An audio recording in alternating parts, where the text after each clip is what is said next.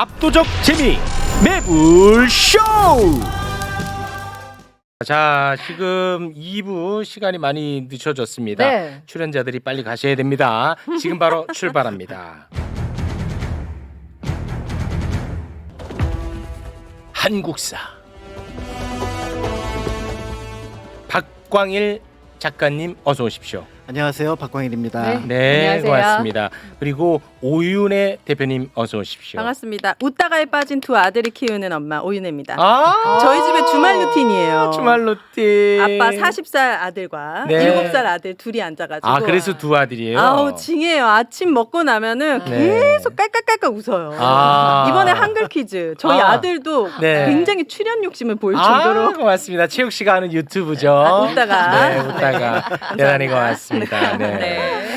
오윤혜 씨도 뭐 유튜브 하나 하시던데요. 여러분 오정 TV 아직 살아 있습니다. 네. 47만이 어제 되었습니다. 와, 47만. 대단합니다. 네, 많은 사랑 부탁드립니다. 고맙습니다. 네. 네.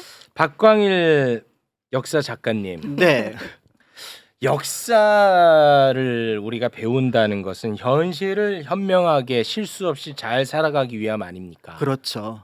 그런데 최근의 역사를 정말 못되게 나쁘게 쓰는 경우가 있어서 정말 깜짝 놀랐습니다. 아, 그러려면 역사를 왜 배워? 그러니까요. 그러니까 사실은 이제 역사는 반면 교사라 그래서 그렇죠. 그때 잘못했던 것들이 있으면 그거를 바탕으로 해서 이제 우리는 그렇게 잘못을 저지르지 않는다. 그렇죠. 라고 한다거나 또 네. 때에 따라서는 이제 역사에서 굉장히 중요한 게 포편이거든요. 그러니까 높이고 낮추는 것, 욕을 하는 것을 가리키는데 잘못된 것은 이건 너무 잔인한 짓이야.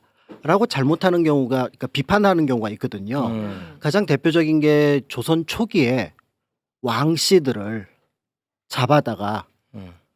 강화도로, 네. 거제도로 어. 배를 보내면서 그 배를 침몰시켜서 사람을 죽였던 뭐야, 우와. 노상원이야?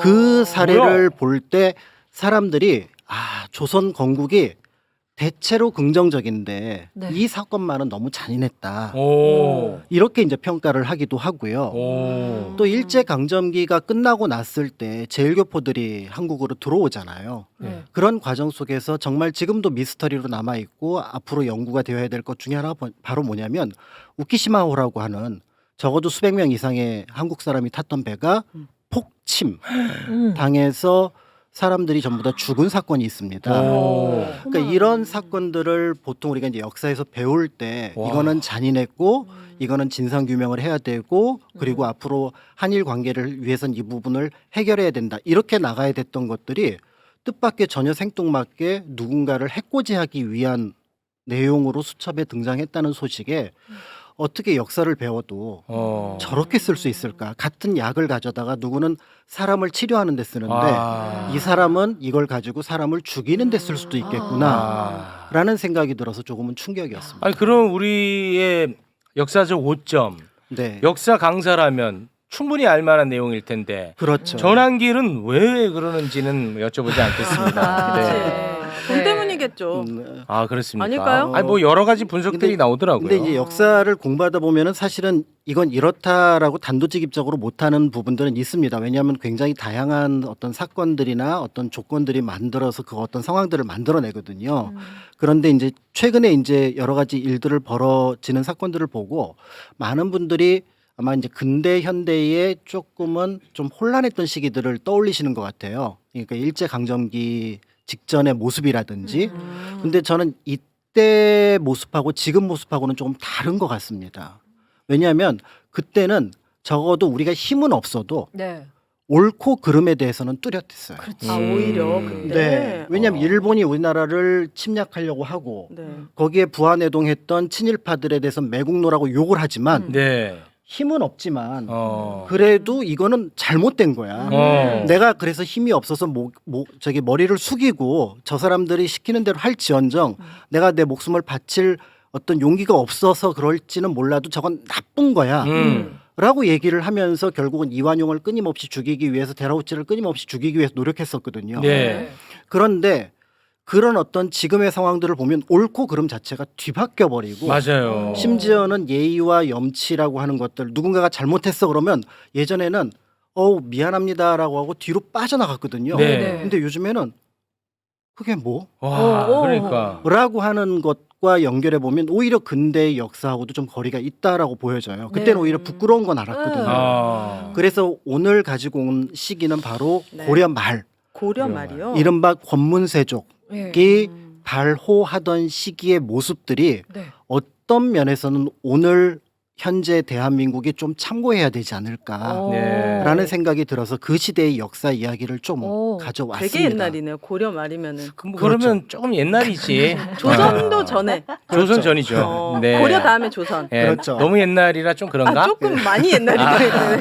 그래도 뭔가 비슷하니까요. 배워야겠죠. 아, 그래도 우리가 거기에서 네. 좀 포착해야 되는 아. 그런 역사적 장면들이 좀 있겠죠. 아, 그래요? 그렇죠. 네, 알겠습니다. 일단 이제 그 핵심 키워드는 바로 이 시기에 세력을 갖고 있었던 사람들을 권문 세족이라고 표현을 하거든요. 무슨 네. 뜻이에요? 권문세족. 권문은 이제 그 권력이 있는 가문, 그다음에 세족은 세력이 있는 족속. 아, 그걸 그럼- 뜻합니다. 잘 사는 사람들이네 한마디로. 그렇죠. 기득권들. 보통은 우리가 어떤 지배층을 가리킬 때 예를 들어 신라 같은 경우는 혈통상 아니면 고려 중기 같은 경우는 예를 들어서 뭐 학문적으로나 아니면 귀족들이 어떤 성과를 거둔다거나 조선시대는 사대부라고 하는 네네. 그런 것들이 있었는데 이 시기는 세력이 있으면은 그리고 권력이 있으면 분화방처럼 모여드는 사람들이 뭔가 자신들을 딱 어떻게 보면은 최고의 부를 누리기 위해서 활동했던 시기입니다. 네. 그러니까 이 사람들의 공통점은 뭐냐면 출신이 다양해요. 오, 그래요? 네, 예를 들어서 옛날 구귀족도 있고요.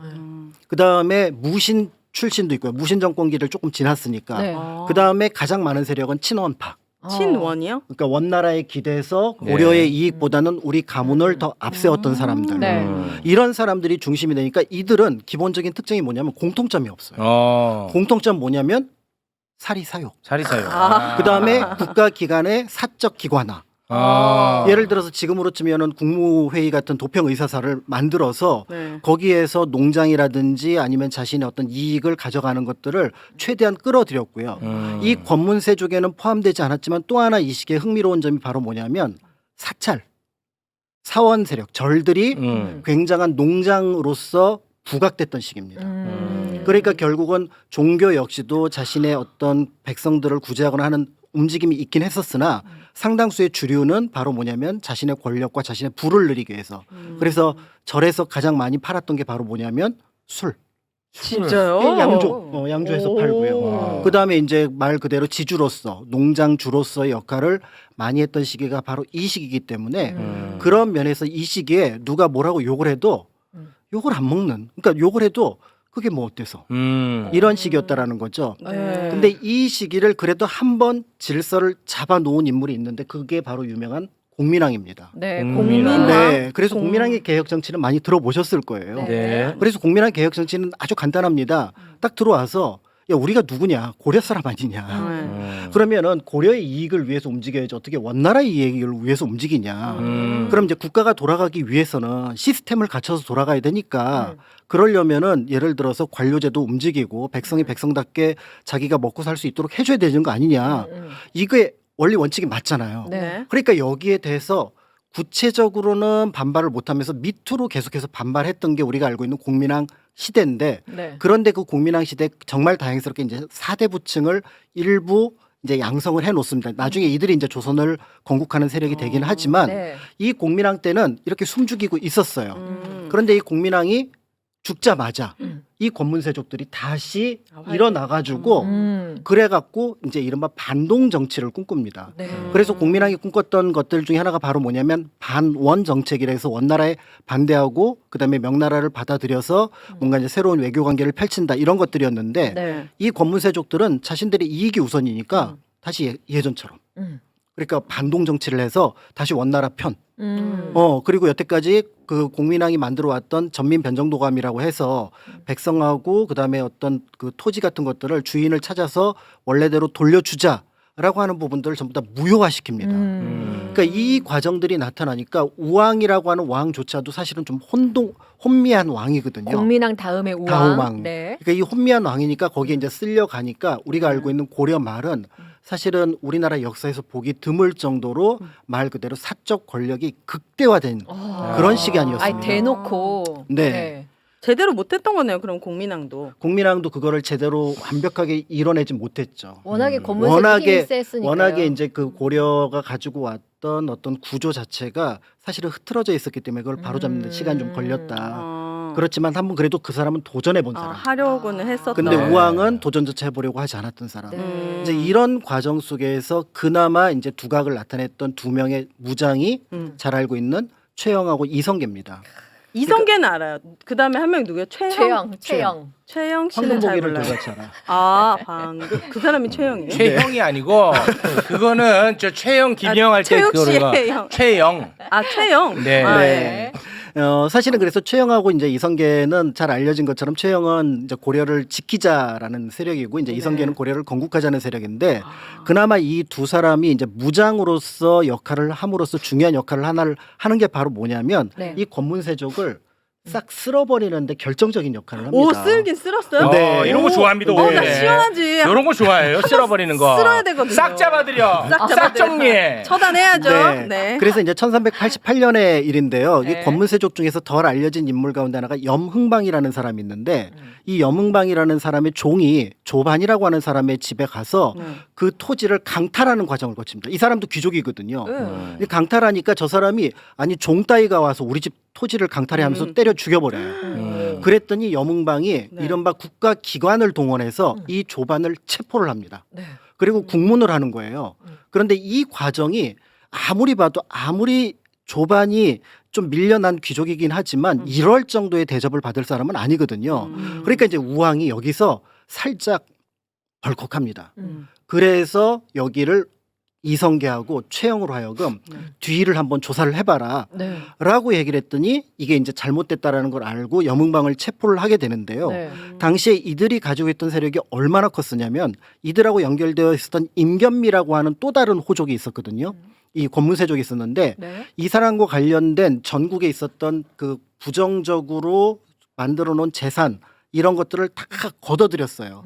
그랬더니 전국에서 무려 1000명의 토지를 관리하는 노비를 와, 잡아들였습니다. 토지 관리만 1000명이에요? 토지 관리를 하는 노비만 1000명이고요. 와. 임견미라는 이름이 익숙하지 않잖아요. 네. 그 얘기는 뭐냐면 이인임이라고 하는 거대 권문세족이 있고 이 염흥방이나 그다음에 임견미 같은 사람은 거기에 딸려갔던 사람들인 거예요. 그러니까 이 시대의 어떤 그 국가 이익이라고 하는 거는 전부 다 어디로 끌려갔냐면은 이들에게 끌려갔다라는 거죠. 그러니까 결국 고려 말에 권문세족이 있던 시기는 누가 욕을 하더라도 아무런 관심이 없고 잘못된 것 아무런 의미 없고 친원이든 친명이든 아무것도 중요한 게 아니고 그때그때 필요한 논리에 따라서 자신들의 이익을 가져갔던 시기입니다. 그러니까 어떻게 쓸었다는 거예요? 그러니까 쓰는 과정이 결국은 무력을 갖고 있었던 최영과 무신 최영과 이성계가 이 사람들은 장군이에요? 그렇죠. 네. 싸움 잘하는. 네. 그래서 이제 최영과 이성계가 1388년에 이들을 싹 잡아들였는데 바로 그 해에 네. 우리가 알고 있는 이제 이성계 위화도 해군이 일어나면서 이성계가 이제 최영을 제거함으로써 조선 건국의 발판을 만들어냈다라는 거는 이제 국사 시간에 네. 널리 같은 배웠던 편인데 싸웠나 보네 또. 이제 최영은 이성계를 믿었고 이성계는 야심이 있었는데 또 한편으로는 새로운 국가를 건설하자고 하는 신흥사대부하고 손이 닿았었고 그런 부분들이 있어서 결국은 이런 체계를 다시 바로 세우려면 최영은 개혁을 하자. 이성계는 혁명을 해야 된다. 그러니까 이 혁명의 결과가 사실은 우리가 알고 있는 조선의 건국인데요. 네. 이제 근데 여기서 중요한 이제 오늘날 이 시기의 핵심은 바로 뭐냐면 어느 시대에 우리가 알고 있는 정치의 혼란을 얘기를 해도 염치는 있었습니다. 그다음에 어느 혼란한 시기에도 이념은 있었어요. 네. 정확하게 우린 뭐다. 사대다. 네. 아니다. 아니면 그렇죠. 이것이 뭐 좌다 우다라고 하는 이념이 있었는데 네. 이 권문세족의 시대의 역사는 아무것도 없이 그냥 이익만. 네. 그런 면에서 볼 때 사실은 현재 진행되고 있는 상황들이 만약에 잘못됐다면은 결국은 국가 권력, 국가 이익이라는 것이 사적 권력, 사적 이익으로 전환될 가능성들이 굉장히 많았을 것 같다라고 하는 조금은 두려웠던 네. 그런 부분들도 이제 같이 생각을 맞습니다. 하게 되는 것 같고요. 그래서 오늘 고려를 가지고 오신 거야. 그러니까 이성계가 그럼 잘 싹 쓸었고 권문세족은 그러면 잘 사라졌나요? 이제 그때 이제 사라졌죠. 그러면서 이제 조선의 건국과 함께 일망타진 비슷하게 이제 쫓겨나긴 하지만 사실은 그 과정도 굉장히 끈질깁니다.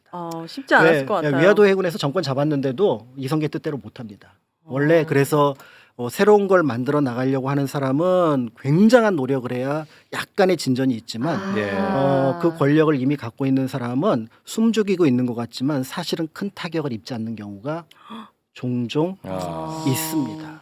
그러니까 우리나라도 정권이 바뀌어도 이게 그럼 쉽지가 않아요. 쉽지 않을 거라는 네. 거를 또 역사에서 알려주네요. 그렇습니다. 그렇죠. 그래서 때로는 숨죽이고 있어서 그 어떤 뭐 명분이라든지 그 어떤 국가적 가치에 대해서 동조하는 것처럼 보이지만 그 밑에서 흐르고 있었던 본질적인 부분들을 건드려내지 않으면은 때에 따라서는 그것이 금방 반동적인 어떤 모습으로 나타날 수 맞아요. 있다라는 것들을 이 고려 말 역사에서 다시 한번 확인할 수 있는 거고요. 네. 이거를 어떤 그 주먹구구식이나 아니면은 그 고식적인 차원이 아니라 밑바닥부터 뒤집어낸 게 바로 조선입니다. 그래서 토지제도부터 건드려갖고 모든 것들을 바꿔내서 상층의 지배층뿐만 아니라 새로운 지배층을 만들어내는 방식으로 만들어냈던 게 조선이기 때문에 고려와 조선은 단순하게 정변을 통해서 일어났던 그런 변화 이상의 의미를 갖고 있고요. 그런 것들을 어떻게 보면 이런 염증을 가지고 있었기 때문에 때에 따라서는 조선의 정착이 생각보다 빨랐을 거다. 이건 아니다라고 했던 당시의 여러 지식인들 그다음에 백성들이 거기에 동참을 했을 가능성이 있다라고 볼 수 있는 거죠. 네. 네. 자, 그 오늘 준비한 내용을 지금 길이가 사실은 1시간 분량이었는데 지금 뭐 15분밖에 안 했는데. 그렇죠. 이제 10분 안에 줄이다 보니까 쉽지 않은 일인데 그걸 해내셨어. 해내셨지. 와, 조선이 대단하십니다. 건국때도 또 다른 검은세족 비슷한 그 기득권들이 또 탄생하지 않나요? 공신그룹이 탄생을 하죠. 안 죽어 그들은 약간 이렇게 또- 그렇지만 이제 공신그룹은 통제할 수 있는 방안들을 만들어내고 그게 이제 조선의 정치가 한 단계 좀 올라갔다라고 볼 수 있는 부분들이 있고요. 사실은 대한민국의 정치 수준이 굉장히 높은 수준으로 올라와 있었거든요. 네. 그런데 여기에 이런 것들에 대한 장치들은 너무나 당연하게 사람들이 기본적으로 잘못된 걸 잘못됐다고 얘기를 하면 미안해하고 네. 그다음에 이거는 이렇게 이런 자격이 있는 사람이 여기 가야 된다라고 하는 것들을 인정하는 상태에서 만들어 놓은 시스템입니다. 근데 그런 것들을 무시하는 사람들이 나타났을 때는 무력화될 수밖에 없는. 네. 그러니까 여기까지는 사실은 예측을 하기가 어려운 거죠. 근데 이렇게 염치가 없는 사람들을 어떻게 혼내줘야 될까? 역사에 없어요? 이렇게. 이럴 때는 뭐 한 번에 싹 정리해야 싹 됩니다. 가야 방식. 네. 우리나라는 법치주의잖아요. 그렇죠. 법을 어겼으면 정리합니다. 그냥 네, 감옥에 그래서 보내야죠. 지금은 그 법에 따라서 이런 것들을 하나하나 할 수 있도록 헌법과 법률에 따라서 정해져 있으니까 네. 그 내용을 따라서 진행을 하는 것만으로도 충분하지 않을까. 잘만 지켜지는 근데 것으로. 좀 시간이 네. 걸린다. 시간 걸립니다. 네. 민주주의는 굉장히 불편한 제도예요. 맞습니다. 예. 그래서 민주주의가 불편하기 때문에 그 불편한 과정들을 하나하나 지키려는 사람들이 때에 따라서는 좀 바보처럼 보이지만 맞습니다. 그렇지만 그 사람들이 힘을 가질 수 있도록 옆에서 도와줘야 되는 거예요. 그렇습니다. 네. 오윤혜 씨 좀 많이 좀 도와주세요. 네. 불편하다고 우리가 뭐 공산주의로 갈 수는 없잖아요. 그러니까요. 네. 지켜야지. 불편하기 때문에 또 그게 역설적으로 네. 안정적인 거야. 그렇죠. 맞죠? 맞습니다. 네. 그래서 누군가의 어떤 자유라든지 누군가의 생명을 박탈하는 것들이 굉장히 어렵습니다. 네. 우리 속 시원하게 뭘 하고 싶은데 안 되는 것들은 그런 것들을 체계를 잘 갖춰놓기 때문이다. 그렇습니다. 덕분이다라고 볼 수가 있는 거죠. 네, 알겠습니다. 짧은 시간이 너무 좋았어. 네, 자 저희는 또 전광훈이 잡으러 가야 되거든요. 네. 그치. 전광훈이가 원탑이었는데 네. 전광훈이의 어마어마한 라이벌이 생겨버렸어. 어머. 전한계 씨. 아니. 아니야. 그러니까 전한기 씨는 그 라이벌의 네. 스타. 네. 그러니까 라이벌의 스타고 네. 진짜 라이벌은 손현보라고. 현보 씨 처음 들어보는데. 손현보가 네? 아, 그 진짜? 전한길이 서는 그 무대의 주인이 아. 손현보야. 손현보. 그 사람도 기독교인입니까? 예, 그래서 이 어마어마한 지금 대격돌. 라이벌전, 오. 대격돌이 벌어지는데 네. 네. 그 격돌이 중요한 게 아니라 우리는 주 사람들을 다 처단해야 돼. 지들끼리 싸우다 박살날 수 있죠. 아니에요. 그렇진 않아요. 그렇진 예, 않아요? 그렇지 아, 않았습니다. 알겠습니다. 그 관련해서 대한민국 최고의 전문가들 또 함께 하니까요. 네. 자, 두 분과는 여기서 인사 나누도록 하겠습니다. 두 분 대단히 고맙습니다. 감사합니다. 감사합니다. 네.